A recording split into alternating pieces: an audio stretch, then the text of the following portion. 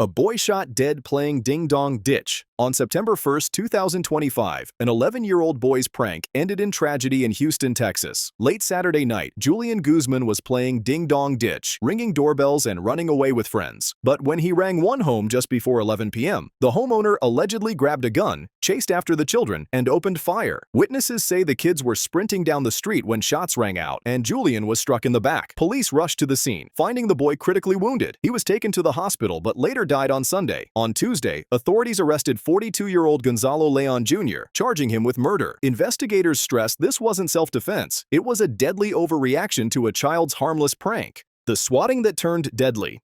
In December 2017, a tragic prank in Wichita, Kansas, changed the course of multiple lives. Tyler Barris, a 25-year-old serial swatter from California, made a fake 911 call claiming a hostage situation at a house he believed belonged to a rival gamer. The police showed up in full tactical gear and, within seconds of arriving, fatally shot 28-year-old Andrew Finch, a man completely uninvolved in the feud. Finch had simply stepped out onto his porch, unarmed. The swatting prank, intended as a cruel joke, ended in a death, a national reckoning on gaming culture, and a 20-year prison sentence for Barris.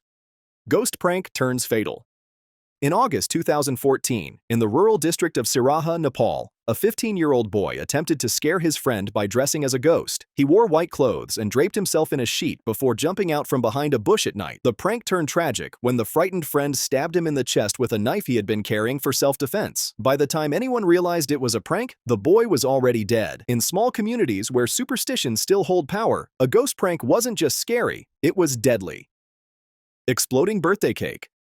In July 2013, in the Indian city of Patna, a birthday celebration turned fatal after a group of friends rigged a cake with a small firecracker. The explosive was intended to be a surprise, something that would go off like a joke candle when the birthday boy blew on it. But the firecracker was more powerful than expected, and when it exploded, it tore through the young man's face. He died before help could arrive. A cake meant to celebrate life ended up being the tool of death. Ski mask prank ends in gunfire. In 2016, in Batavia, Ohio, 17-year-old Shane Sampson thought it would be funny to sneak into his best friend's house wearing a ski mask and wielding an airsoft gun. What he didn't know was that his friend's father, a legal gun owner, had been the victim of a burglary just weeks before. As soon as the man saw Shane, he opened fire, hitting the teen in the chest and killing him instantly. The father collapsed after realizing he had shot his son's friend. Police ruled it a tragic misunderstanding, but the joke cost Shane his life. Halloween corpse prank causes fatal crash. During Halloween 2011 in Bakersfield, California, a woman decided to prank passing drivers by dressing up as a bloody corpse and lying in the road. Several cars swerved around her until one vehicle, driving slightly over the speed limit, clipped the edge of the street, lost control, and crashed into a tree. The driver, a 43-year-old man, was killed instantly. The woman who staged the prank fled the scene. She was later arrested and charged with reckless endangerment. Halloween is meant for scares, but not like this. Fake knife prank gets YouTuber shot. In California in 2019, 20-year-old YouTuber Jason Knight staged a prank where he ran at strangers in a shopping mall while holding a butcher knife covered in fake blood. The video was meant to be part of a Killer Clown series for his channel. But one man, a licensed concealed carry holder, believed the threat was real and shot Knight in the abdomen. He survived, but the bullet damaged multiple organs, leaving him permanently disabled. The video never aired. The prank nearly ended his life and ended his career instead. Graveyard coffin prank turns fatal. In 2015, a group of boys in Colombia tried a coffin prank where one of them lay in a casket, pretending to be dead, while others lured their friend to a graveyard at night. But when the dead body leapt up to scare him, the startled friend instinctively struck back with a steel rod he had brought for self-defense. The blow hit the prankster's temple. He was declared dead at the hospital from blunt force trauma. The prank, designed to mimic horror movies, ended up imitating their endings instead. Fake cheating text leads to suicide.